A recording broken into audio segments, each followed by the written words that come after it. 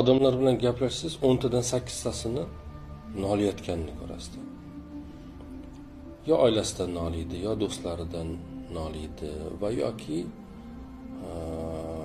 o'zi oid bo'lgan bir jamoadan noliydi. Nolishlarni sabablarini ham har xil qilib ko'rsatishadi. Atrofida yaxshi odamlar yo'qligidan noliydi.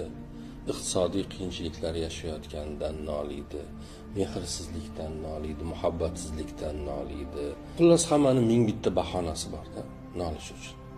Hayotidan rozi bo'layotgan, hammasi o'rnida deyotgan, mayda-chuyda muammolarga hech e'tibor qilmayotgan odamlar oramizda juda kam uchraydi. Va har bir muammoni ichidaman deb o'ylayotgan odam 7 milliard 8 milliard odam dunyoda birortasida u muammo yo'q, faqat menda bor shu degan munosabatda bo'ladi. Ya'ni hamma yaxshi-yu, nimagadir menda yaxshi emas.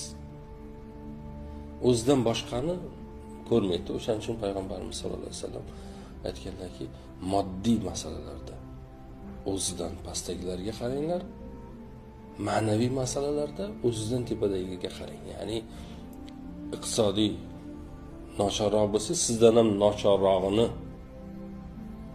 ko'ring, unga e'tibor qiling. Agar o'zingizni ma'nan nochor deb o'ylasangiz, o'zidan ma'nan yuqoridagilarga qarang, ularga izdosh bo'ling degan ma'noda.